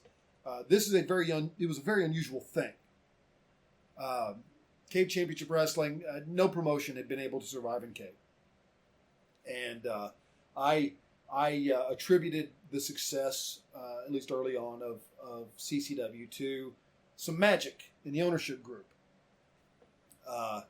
Some synergies with you and Jason and Ken, and some luck with some of the stuff that got booked, some of the talent that got booked. Being able to get Matt Hardy on such short notice. Right. And the Pinnacle taking off like it did. And, the fact that the company had such success that it did, very atypical. Most promotions don't have that kind of success. So it's going to be, it looks like it's going to be a tough road ahead. But, the question is, can we do it? Can we do it one more time? The ingredients are there. The crowd seemed to pop for it. I think a lot of the crowd Saturday. I think too much of the crowd didn't know it as well. Some people did. Some people picked up on it. Yes, I saw the symbol in the crowd. Not as much as I expected, but a lot of positive buzz on social media. So I can tell you, well, I saw some not so positives. Social media buzz about it too. I saw two guys who were not happy about it. I don't care. Yeah, I see Mr. Paul Hester was not very happy about it. Oh, you know what? Paul is trying to contain his excitement. He loves us and he knows it. So what was interesting is, so while everyone else got to rest and relax after Super Show, I had to get up the next morning and go work Comic-Con Sunday. And you'd be surprised the people that we talked to that came in the door that was at the Super Show Saturday who asked about the Pinnacle. And who asked, what is the Pinnacle? Like, what is it? Like, what's the story behind it? And as we tell the quote-unquote legend of the Pinnacle, the people were excited about it. So I think that definitely helps. So, like you said, the big thing is can you reincarnate? Can you actually bring it back from the grave? And can you make it what it was? Or make it better? My primary concern is, did we wait too long? We're 2 years removed from when we were hot. Right. So, one of the things I did see on social media is, a friend of Cape Championship Wrestling, Caleb Carter, put out a video. Did you see this video? Tell me about it. Maybe I've seen it. Well, not the video that's on the other side. We don't talk about that stuff here. But on the Facebook, he put out a video said a war's coming. And that he believes that House 100 isn't done. He believes that they're going to come back and they're going to try to dethrone the Pinnacle as a top faction in CCW. Do you see this happening? No, Caleb Carter is one of those guys who drank the Kool-Aid of House 100, probably because he was sitting ringside with them for the first 2 years of CCW's existence. So I don't care what he thinks. I don't care what he has to say. Because, what's left of House 100? You have the guy who, which Dalton, we on the podcast, well, last night we recorded, so it'd be the episode before this one comes out.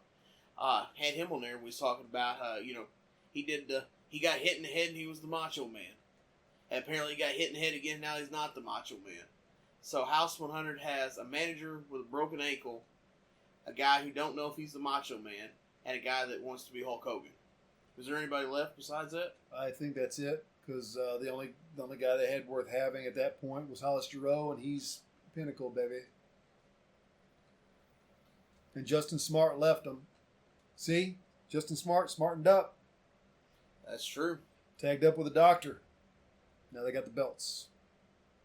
Yeah.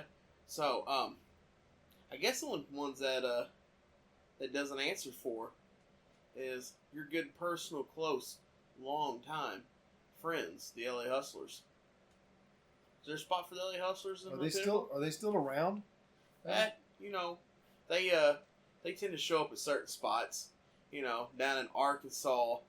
Are they in jail right now? I haven't seen them for a while. I don't know. The LA Hustlers aren't always living the up and up lifestyle. So yeah, they're too busy. Working the ghost of the Rock and Roll Express. And I'm sure they'll show up at some other promotions to work some other teams because they're not on the books for the Cape Championship Wrestling. So if Scaredy Cat Bradley, who's afraid of the fictional Candyman character. Wait a minute, did you say Candyman? I did say Candyman. You know. So, him and Lamont, like, do you think, I mean, is there a spot for him? Do you have interest in having him in the Pinnacle? You know, I wouldn't rule anything out. Certainly wouldn't rule anything out. Because the Hustlers are a good tag team. They have been all over Western Tennessee and Northeast Arkansas. And I actually did manage the Hustlers very briefly many years ago. Tough guys to keep in line sometimes. It's a challenge. But I certainly wouldn't rule it out. If they're focused, they're good. Right. I think they've lost their way over the past couple of years. You know, they get back on the right path. You know, I think they can, achieve some more greatness. I don't think it's the right way to say that, but nonetheless, like, I think achieve some more greatness. Right. I mean, but anyways, like, but they got to get focused, and I think they lost that when they were spending that time with House 100. You know, it was almost like a pseudo comedy act.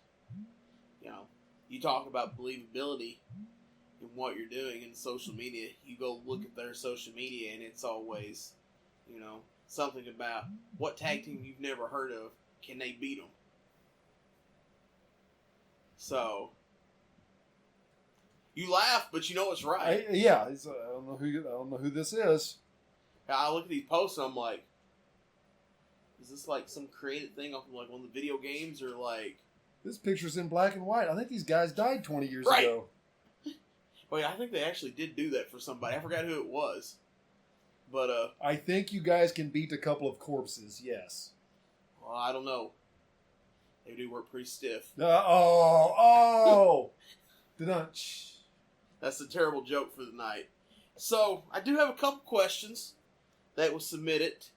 Well, we're getting close to the 2-hour mark here. Oh, yeah. Well, this was also because I thought you was going to be here an hour before you showed up. I thought it was 7 o'clock. Well, I seen the thing you said 6 this morning, or this afternoon when you shared the post. Oh, 6 o'clock, because I wanted you to have enough time to get the questions together. Oh, yeah. I'm not that organized. I gave you an hour to work with, Lee. Yeah, I thought that meant you was going to be here, so I cut into my nap. Oh, my apologies. Hey. Then we talked for an hour before the podcast. Well, we had to decide the things that we could and couldn't say, because, you still have to worry about, a work relationship with certain people. I may be fired before I get out of this apartment. Hey, now you know how I feel. So, a lot of these questions, luckily, you get cut out of because they're not really... Originally, when we planned to record this, it was going to be right before the Super Show, but I had a family situation come up, so I couldn't do the recording then. So, luckily, Jeff was nice enough to push it back a week for me. So, half of these questions, how do you miss being in a ring? Well, Caleb Carter asked, did you miss being in a ringside manager role? Well, apparently you did, because you're back at it now. Exactly. He did ask if you have any advice for someone that wants to aspire to be an aspiring manager. Any advice for somebody being aspiring to be a manager? Well, you need to get with a training program, because managers need to be trained. You need to, CCW offers a training program, so there's a good place to start. Michela, I think, Minton? Michaela, I think. Michaela. Sorry about that. We're That's terrible. I'm terrible with names. Want to know what you thought about what Brandon Barbed Wire did to Sarge at CCW Homecoming? Well, Billy Hills and I came out and interrupted it. Yeah. So that should tell you what we thought. We didn't want to see it continue. And I hope Sarge is in good shape, in good health, because we will be seeing him here in just a couple weeks at the Arena Building in Cape. August 15th. You betcha. August 15th. Tickets on sale next Friday, capewrestling.com. So, I was presented a question today. it may have some legal ramifications tied to it. So whether or not you feel comfortable answering it is on you. Caleb Carter wanted me to also ask you your thoughts on the G Crew. I'm going to have a Gary Johnson moment here. What is G Crew? So, apparently, these fans think that they're... How do I say this the right way? I guess some fans of CCW started going to shows down in Trenton, and now they think they're a faction that may one day get the wrestlers that are not doing right, and they consider themselves the G Crew. So basically, it's a group of friends, or fans. I'm pretty sure it's a family. And what the guy that does it, or one of the guys that does it, apparently he cuts Facebook video promos about certain talent and how the G Crew will be in the building, so they better make sure they do right.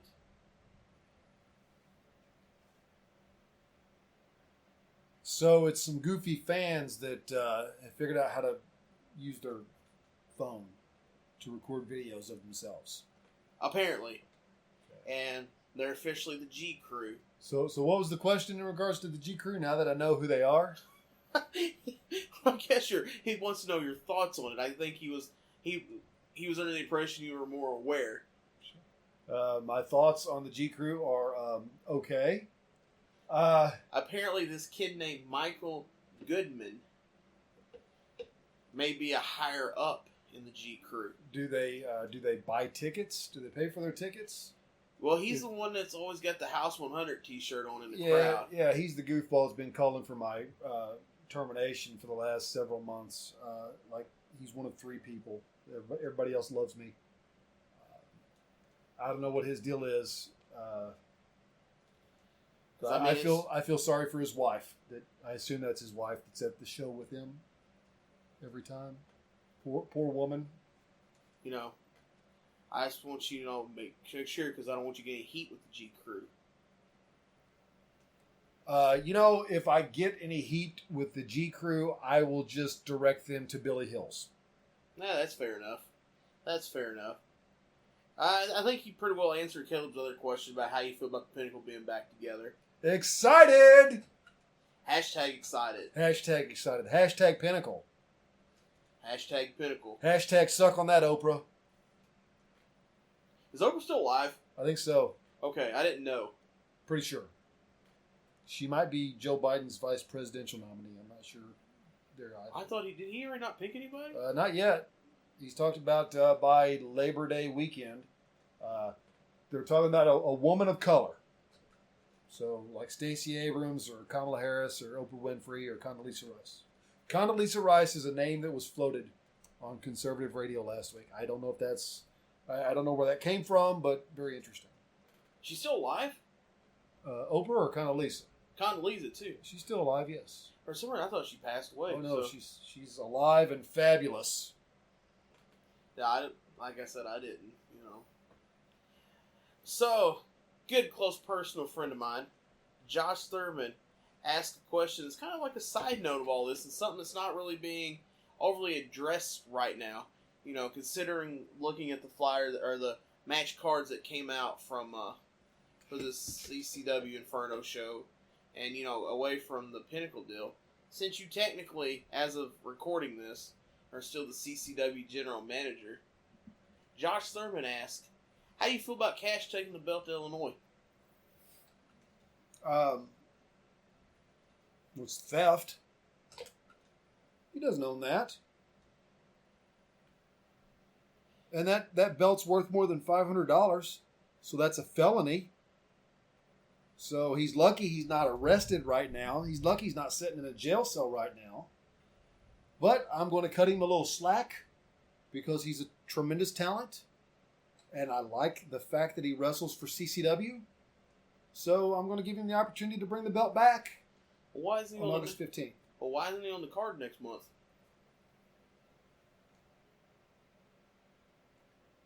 Because he stole a belt.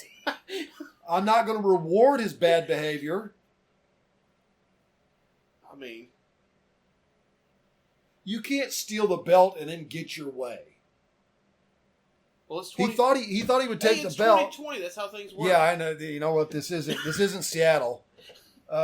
He thought He's getting close. Yeah, he thought he could take the belt and then strong arm the office into giving him what he wanted. And nobody strong arms me into doing a damn thing. Well, here's the thing. He's not getting a title shot.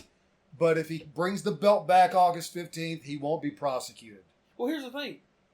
The office, you, CCW management, y'all kind of screwed him over at the Super Show. How? You let Jackson get in the match. Like, that never should have happened. Like, it should have just been Otis and Cash. Like, y'all let that happen. Y'all agreed to that. Y'all were like, hey, this is a good idea. Let's let Crybaby Shannon get his wish to try to turn a new leaf and get Jackson added in there. Y'all did that. There was no point in me being even after handcuffed to Shannon if y'all are just going to go ahead and throw something else in there. Listen, man, it was Super Show. This was a big night. Jackson Crowley is a former heavyweight champ. Yeah? And Cash has been screwed over every time that he's had a title shot. So y'all don't think for one night, y'all could have just let him, just have a square, fair, one-on-one match. Jackson Crowley's been screwed over quite a bit, too. Yeah? By that son of a bitch that was handcuffed to you. Right. So, but at Super Show, Jackson Crowley and Cash Borden both got a fair shot. Thanks, Lee. We appreciate that. How is it a fair shot when it's three people? It was a fair shot. Every man for himself. It never should have been, though. Jackson's had his time. He's had his battles. Super Show 4 shouldn't have been his night. It should have been Cash walking out there with the belt. I should have been going back out there at that curtain after I got rid of Shannon to congratulate Cash on winning the heavyweight title. But instead, no. Y'all, the powers to be, decided to throw another wrench in there. So, it was a fair match. I don't blame Cash for taking the belt. It was a triple threat match. I made the match. I signed it. I stand by it. It was good for ratings. We were on live on pay-per-view. Former heavyweight champ getting in the mix. I don't have a problem with any of this. You don't think it was fair? I humbly disagree. And fortunately for me, I was the decision maker. So I made the decision and I stand by it. And at the end of the night, how well did it work out for y'all? Now, you don't have a title belt. We will. You may never see that title again. And if we, if we don't, Cash will be sitting in a jail cell and we'll get a new title belt. You don't lock up the outlaw. Especially the undead outlaw. Nonetheless, I have a question to talk to you about to wrap this up with. Let's hear about your thoughts on Nick Gage. Because I don't feel like you's 110% happy. The leader of the Murder, Death, Kill Gang, Eastern Bloc Hate Club, was at CCW. Wow, you can't believe that I wasn't just a raging huge fan of the Murder, Death, Kill. What's the other thing you said? The Murder, Death, Kill Gang, Eastern Bloc Hate Club. The Eastern Bloc Hate Club. Who couldn't get behind a guy that's with the Eastern Bloc Hate Club? Hardcore wrestling just isn't my thing. Quite frankly, Big Lee, historically, if you go way back to when hardcore wrestling became a thing, it was something that really good wrestlers did to step it up a notch. Who were your first big hardcore wrestlers?